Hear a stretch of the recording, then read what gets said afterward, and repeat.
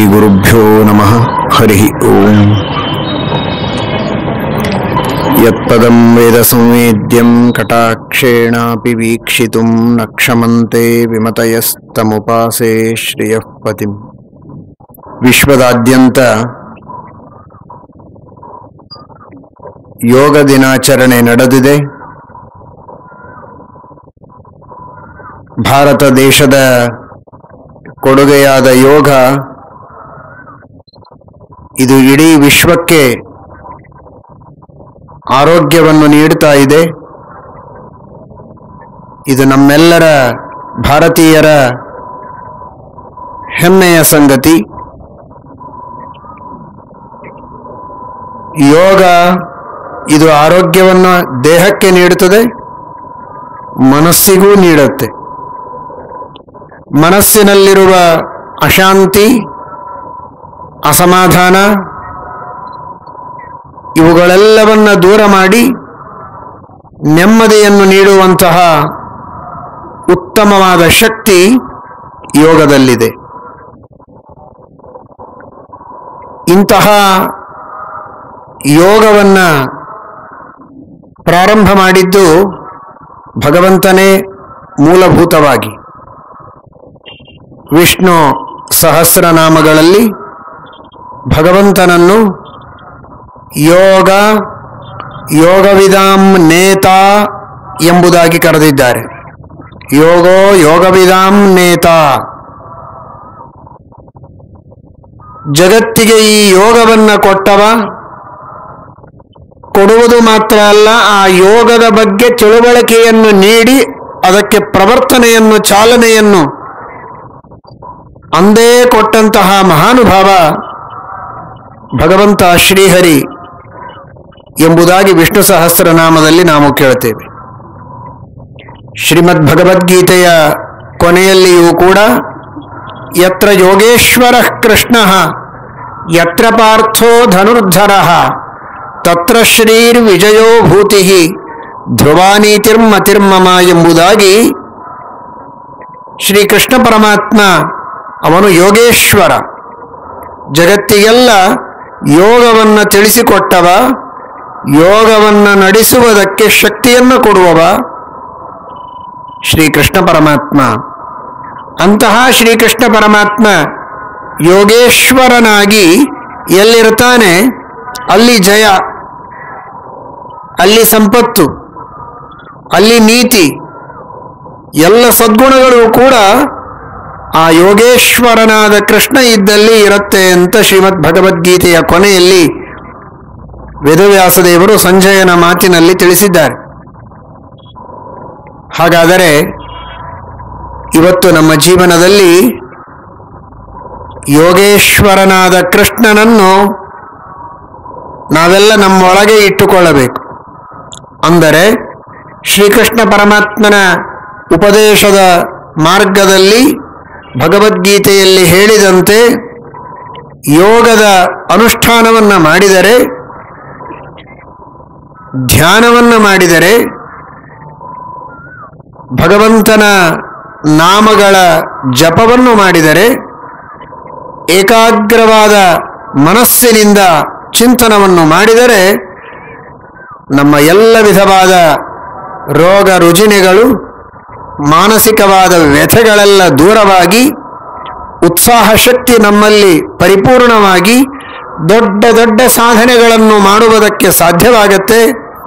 ಅದರಿಂದ ನಾವು ಹೊರಗಿನ ಶತ್ರುಗಳನ್ನೂ ಗೆಲ್ಲಬಹುದು, ನಮ್ಮ ಮನಸ್ಸಿನೊಳಗೇ ಇರುವಂತಹ ಕಾಮ, ಕ್ರೋಧ, ಲೋಭ, ಮೋಹ, ಮದ, ಮಾತ್ಸರ್ಯಗಳೆಂಬ ಶತ್ರುಗಳನ್ನು ಗೆಲ್ಲಬಹುದು.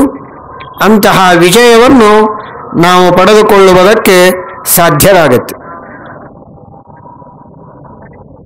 ಕಳೆದ ಬಾರಿ ನಾವು ತಿಳಿದಂತೆ ಈ ಯೋಗವನ್ನು, ಧ್ಯಾನವನ್ನು ನಾವು ಮಾಡಬೇಕಾದರೆ ದೈಹಿಕವಾದ ವ್ಯಾಯಾಮ, ಆಸನಗಳು ಇವುಗಳೆಲ್ಲ ಅಗತ್ಯವಾದದ್ದು. ದೇಹ ಮತ್ತು ಮನಸ್ಸುಗಳಿಗಿರುವಂತಹ ಘನಿಷ್ಠವಾದ ಸಂಬಂಧ ಇದೆ. ಅಂತಹ ಸಂಬಂಧ ಇರುವ ಕಾರಣ ಆಸನಗಳನ್ನು ಮಾಡಿ ದೇಹದಲ್ಲಿ ಒಂದು ತರಹದ ಶುದ್ಧಿಯನ್ನು, ಸುವ್ಯವಸ್ಥೆಯನ್ನು ನಾವು ಕಾಪಾಡಿಕೊಂಡರೆ ನಮ್ಮ ಮನಸ್ಸು ಏಕಾಗ್ರವಾಗುವುದಕ್ಕೆ ಸಾಧ್ಯ ಇದೆ. ಅಷ್ಟು ಮಾತ್ರ ಅಲ್ಲ, ಯಮ, ನಿಯಮ, ಪ್ರಾಣಾಯಾಮ, ಪ್ರತ್ಯಾಹಾರ, ಧಾರಣ, ಧ್ಯಾನ, ಸಮಾಧಿ, ಹೀಗೆ ಅಷ್ಟಾಂಗ ಯೋಗ ಎಲ್ಲವೂ ಬೇಕು. ಅದರಲ್ಲಿ ಯಮ, ಅನೇಕ ಜನ ಆಸನಗಳನ್ನು ಚೆನ್ನಾಗಿ ಹಾಕಿದರೆ,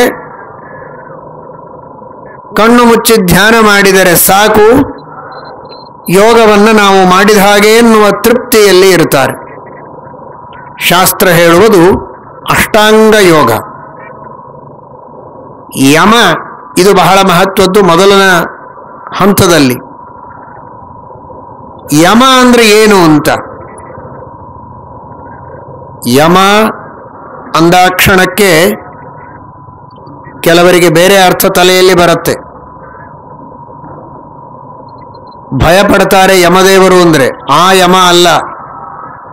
ಯಮ ಇದು ಯಾವಾಗಲೂ ನಾವು ಅನುಷ್ಠಾನ ಮಾಡಬೇಕಾದ ಒಂದು ವ್ರತ.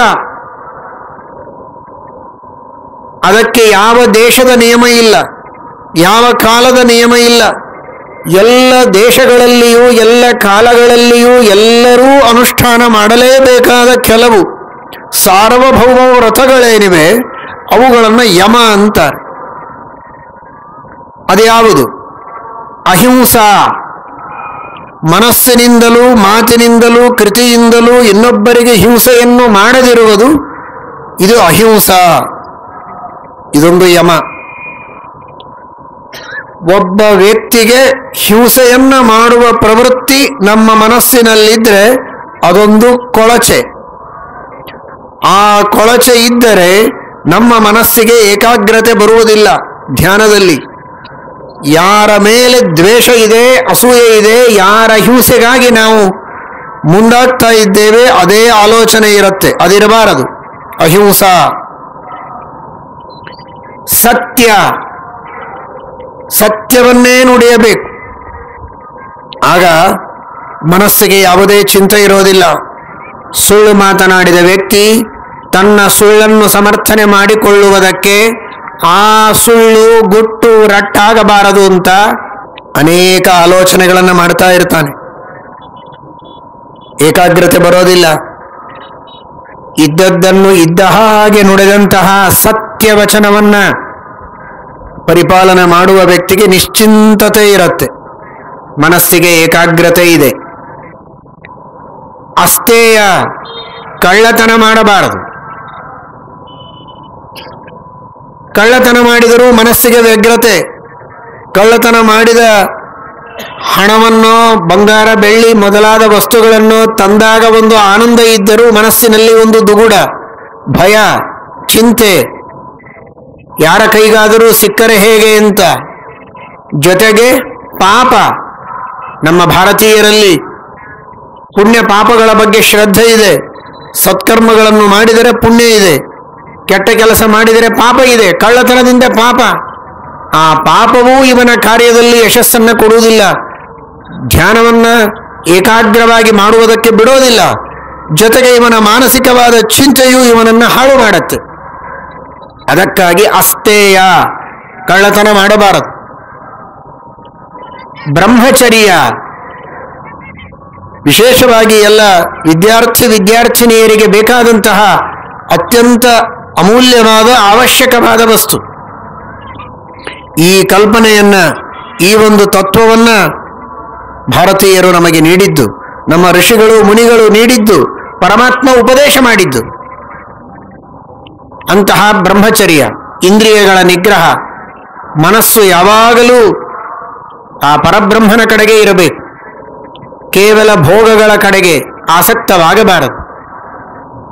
ಗಂಡು ಹೆಣ್ಣು ಪರಸ್ಪರವಾಗಿ, ಅಣ್ಣ ತಮ್ಮ, ಅಕ್ಕ ತಂಗಿ ಅನ್ನುವ ಭಾವನೆಯಿಂದ ಇರಬೇಕು. ಶಾಸ್ತ್ರೀಯವಾದ ವ್ಯವಸ್ಥೆಗೆ ಅನುಗುಣವಾಗಿ ಮಾಡಿಕೊಂಡ ಗಂಡ ಹೆಂಡತಿ ಬಿಟ್ಟರೆ ಇನ್ನುಳಿದವರೆಲ್ಲರನ್ನ ಅಣ್ಣ ತಮ್ಮ ಅಕ್ಕ ತಂಗಿ ಎನ್ನುವ ದೃಷ್ಟಿಯಲ್ಲಿ ನೋಡ್ತಾ ಯಾವಾಗಲೂ ಕಾಮಕ್ಕೆ ಬಲಿಯಾಗದಂತೆ ತನ್ನ ಮನಸ್ಸನ್ನ ನಿಯಂತ್ರಣದಲ್ಲಿ ಇಟ್ಟುಕೊಳ್ಳುವಂತಹ ಬ್ರಹ್ಮಚರ್ಯ ಇದು ಕೇವಲ ಧ್ಯಾನಕ್ಕೆ ಏಕಾಗ್ರತೆಯನ್ನು ತಂದುಕೊಡುತ್ತೆ ಎನ್ನುವುದು ಮಾತ್ರ ಅಲ್ಲ, ಆರೋಗ್ಯಕ್ಕೂ ಬಹಳ ಮುಖ್ಯವಾದದ್ದು. ಇಂದ್ರಿಯಗಳ ಮೇಲೆ ನಿಯಂತ್ರಣವಿಲ್ಲದೆ ಬಹಳ ಘೋರವಾದ ರೋಗಗಳನ್ನು ಎದುರಿಸಬೇಕಾಗತ್ತೆ. ಇಂದ್ರಿಯಗಳ ಮೇಲೆ ನಿಯಂತ್ರಣವಿಲ್ಲದೆ ವಿಷಯಗಳ ಭೋಗದ ಸೆಳೆತಕ್ಕೆ ಸಿಲುಕಿ ಇವನು ಮಾಡಬೇಕಾದಂತಹ ಪಡೆಯಬೇಕಾದ ಉನ್ನತಿಯನ್ನ ಪ್ರಗತಿಯನ್ನ ಪಡೆಯದೆ ಮಾಡಬೇಕಾದ ಕಾರ್ಯಗಳಲ್ಲಿ ನ್ಯೂನತೆಯನ್ನ ಮಾಡಿಕೊಂಡು ಬಹಳ ದೊಡ್ಡದಾದಂತಹ ಹಾನಿಯನ್ನ ಜೀವನದಲ್ಲಿ ಅನುಭವಿಸ್ತಾನೆ. ವ್ಯಕ್ತಿಯ ಹಾನಿ ಇದು ಸಮಾಜದ ಹಾನಿ, ಸಮಾಜದ ಹಾನಿ ಇದು ಇಡೀ ರಾಷ್ಟ್ರದ ಹಾನಿಯಾಗುತ್ತೆ. ಆ ದೃಷ್ಟಿಯಲ್ಲಿ ಪ್ರತಿಯೊಬ್ಬ ವ್ಯಕ್ತಿ ಬ್ರಹ್ಮಚರ್ಯವನ್ನ ಪರಿಪಾಲನೆ ಮಾಡಲೇಬೇಕು. ಅಪರಿಗ್ರಹ, ಯಾವುದಾದರೊಂದು ವಸ್ತುವನ್ನು ತೆಗೆದುಕೊಳ್ಳುವುದಾದರೆ ಆಲೋಚನೆ ಮಾಡಿ ಅದನ್ನು ತೆಗೆದುಕೊಳ್ಳಬೇಕು. ತೆಗೆದುಕೊಳ್ಳಲೇಬಾರದು ಅಂತ ಶಬ್ದದ ಅರ್ಥ ಅಪರಿಗ್ರಹ. ಆದರೆ ಅದರ ತಾತ್ಪರ್ಯ ತೆಗೆದುಕೊಳ್ಳುವಾಗ ಆಲೋಚನೆ ಮಾಡಿ ಒಳ್ಳೆಯ ವಸ್ತುಗಳನ್ನು ಒಳ್ಳೆಯ ವ್ಯಕ್ತಿಗಳಿಂದ ತೆಗೆದುಕೊಳ್ಳಬೇಕು. ಸಜ್ಜನರಿಂದ ಶ್ರೇಷ್ಠವಾದ ವಸ್ತುಗಳನ್ನು ತೆಗೆದುಕೊಳ್ಳಬೇಕೇ ಹೊರತು ದುರ್ಜನರಿಂದ ದುಷ್ಟವಾದ ವಸ್ತುಗಳನ್ನು ತೆಗೆದುಕೊಂಡರೆ ನಮ್ಮ ಮನಸ್ಸು ಹಾಗೂ ನಮ್ಮ ಶರೀರ ಎರಡೂ ಕೆಟ್ಟು ಹೋಗುತ್ತೆ. ಅಪರಿಗ್ರಹ ಸ್ವಲ್ಪ ಮಾತ್ರ ವಿವರಣೆಯನ್ನು ಕೊಟ್ಟದ್ದು. ಬೇಕಾದಷ್ಟು ವಿವರಣೆಗಳನ್ನು ಶಾಸ್ತ್ರಗಳಲ್ಲಿ ಕೊಟ್ಟಿದ್ದಾರೆ. ನೀವು ಅನೇಕ ಬಾರಿ ಅದನ್ನು ಕೇಳಿರ್ತೀರಿ. ಇವತ್ತು ಅದನ್ನು ಸ್ವಲ್ಪ ಸ್ಮರಣೆಗೆ ತಂದುಕೊಳ್ಳುವುದಕ್ಕೆ ಹೇಳಿತ್ತು.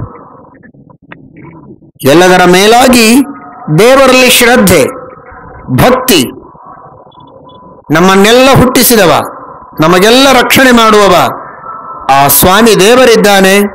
ಅವನನ್ನು ನಂಬಿ ಅವನ ಆಜ್ಞೆಯಂತೆ ಅವನ ಪ್ರೀತಿಗಾಗಿ ನಾವೆಲ್ಲ ಕಾರ್ಯಗಳನ್ನು ಮಾಡಬೇಕು. ನಾವೇನಾದರೂ ಮೋಸ ಮಾಡಿದರೆ, ಸುಳ್ಳು ಮಾತನಾಡಿದರೆ, ಅನ್ಯಾಯ ಮಾಡಿದರೆ, ವಂಚನೆ ಮಾಡಿದರೆ, ಲಂಚ ತೆಗೆದುಕೊಂಡ್ರೆ ಯಾರು ನೋಡುವವರಿಲ್ಲ ಅಂತಲ್ಲ, ಎಲ್ಲರನ್ನು ನೋಡುವುದಕ್ಕೆ ದೇವರಿದ್ದಾನೆ. ಅಂತಹ ದೇವರನ್ನ ದ್ರೋಹ ಮಾಡಬಾರದು, ದೇವರ ಆಜ್ಞೆಯ ಉಲ್ಲಂಘನೆ ಮಾಡಬಾರದು ಎಂಬ ಎಚ್ಚರದೊಂದಿಗೆ ನಾವು ಸರಿಯಾದ ಜೀವನದ ಪದ್ಧತಿಯಲ್ಲಿ ನಡೆದರೆ ಆಗ ಯಮವನ್ನು ಚೆನ್ನಾಗಿ ಅನುಷ್ಠಾನ ಮಾಡಿದಂತೆ. ಹೀಗೆ ನಿಯಮಗಳಿವೆ. ತಪಸ್ಸು, ಸ್ವಾಧ್ಯಾಯ, ಶೌಚ, ತುಷ್ಟಿ ಮೊದಲಾದಂತಹ ಅನೇಕ ನಿಯಮಗಳಿವೆ.